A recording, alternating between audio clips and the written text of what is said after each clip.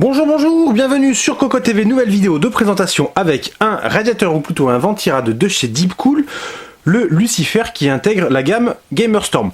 Avec ventilateur 240 mm vert, comme on peut le constater, un ventilateur avec un câble gainé et qui est PWM. Ici, nous avons le kit de fixation, en fait nous venons de terminer les tests et on avait oublié de faire la vidéo, c'est pour ça que une partie du système est encore en place, que la boîte n'est pas présente pour la vidéo.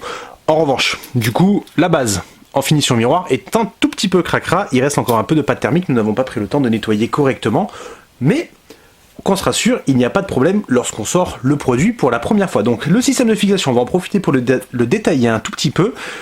Très classique avec une barre transversale montée sur des vis avec ressort, une backplate, on passe des tiges filetées comme ceci avec un petit système en caoutchouc qui passe dessus et dessous afin de verrouiller la tige filetée.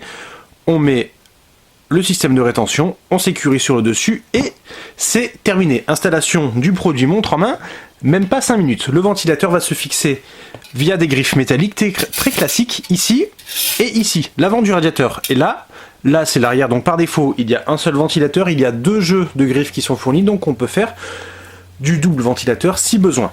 La finition du radiateur, elle est excellente. Comme d'habitude, on a envie de dire chez Deepcool, malgré le produit dit tarif. Alors, le produit pour l'instant n'est pas déterminé pour l'Europe, tout simplement parce qu'il n'est pas encore en vente, mais il devrait être de 40 €, voire 45. Honnêtement, pour le prix, c'est du très bon. Ça se met en face d'un Macho ou d'un Airboss, par exemple. Les performances, on vous en dit pas plus, il faudra attendre le test, la publication.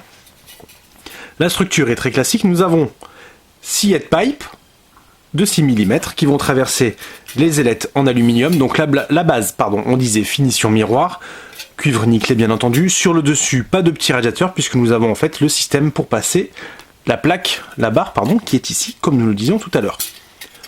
Au niveau de l'installation, c'est facile. Les performances, on ne le dit pas, la finition, on l'a déjà dit, elle est très bonne. Et au niveau du look, franchement, le radiateur rend pas mal. Alors après, c'est vrai que le ventilateur, en verre comme ceci, c'est plutôt moyen, même si quand il tourne, ça ne se voit pas trop.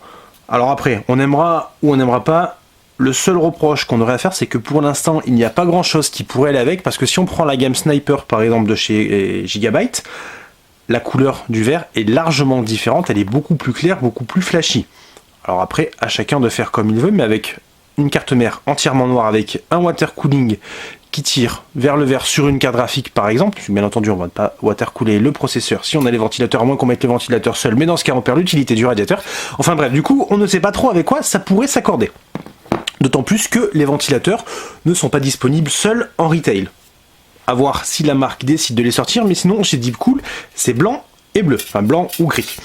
Donc les tests 980X, le radiateur est annoncé comme passif, alors ça on peut déjà vous le dire, on a fait un test rapidement sur le 3570, donc sur une petite carte mère Asus en ITX en Z77, pardon, ça ne tient pas en passif, c'est-à-dire full passif. On pose la carte mère à plat, le radiateur, et on voit si ça fonctionne ou non.